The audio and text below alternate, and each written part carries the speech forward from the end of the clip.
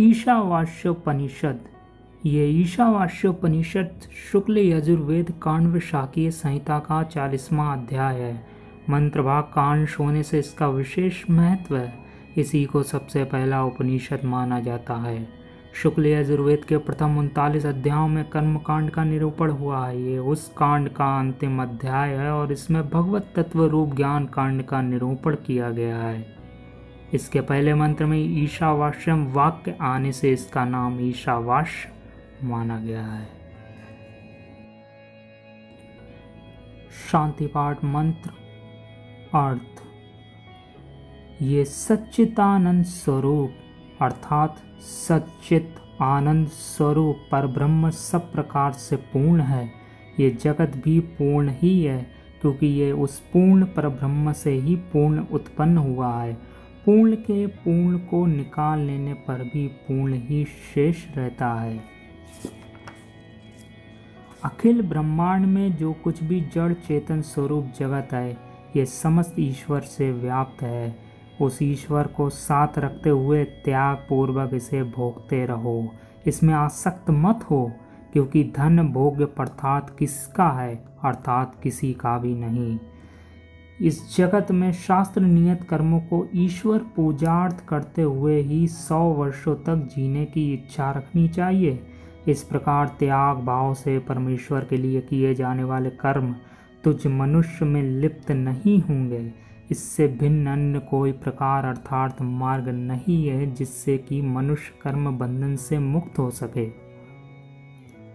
असुरों के जो प्रसिद्ध नाना प्रकार की योनियां एवं नरक रूप लोक हैं, वे सभी अज्ञान तथा दुख कलेश रूप महान अंधकार से आच्छादित हैं। जो कोई भी आत्मा की हत्या करने वाले मनुष्य हों, वे मरकर उन्हीं भयंकर लोकों में बार बार प्राप्त होते हैं। वे परमेश्वर अचल एक और मन से भी अधिक तीव्र गति युक्त सबके आदि ज्ञान स्वरूप या सबके जानने वाले हैं। इन परमेश्वर को इंद्र आदि देवता भी नहीं पा सके या जान सके हैं। वे परब्रह्म पुरुषोत्तम दूसरे दौड़ने वालों को स्वयं स्थित रहते हुए भी अतिक्रमण कर जाते हैं, और उनके होने पर भी उन्हीं की सत्ता शक्ति से वायु आदि देवता जल वर्षा आदि क्रिया संपादन करने में समर्थ होते हैं। वे चलते हैं, वे नहीं चलते, वे दूर से भी दूर हैं, वे अत्यंत समीप हैं। वे इस समस्त जगत के भीतर परिपूर्ण हैं और इस समस्त जगत के बाहर भी वे ही हैं।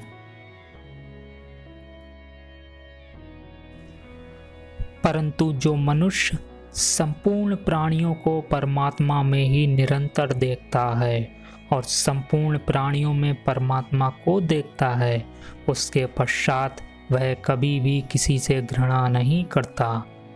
जिस स्थिति में परब्रह्मा परमेश्वर को भलीभांति जानने वाले महापुरुष के अनुभव में संपूर्ण प्राणी एकमात्र परमात्मा स्वरूप ही हो चुकते हैं, उस अवस्था में उस एकता का एकमात्र परमेश्वर का निरंतर साक्षात करने वाले पुरुष के लिए कौन सा मोह रह जाता है और कौन सा शोक।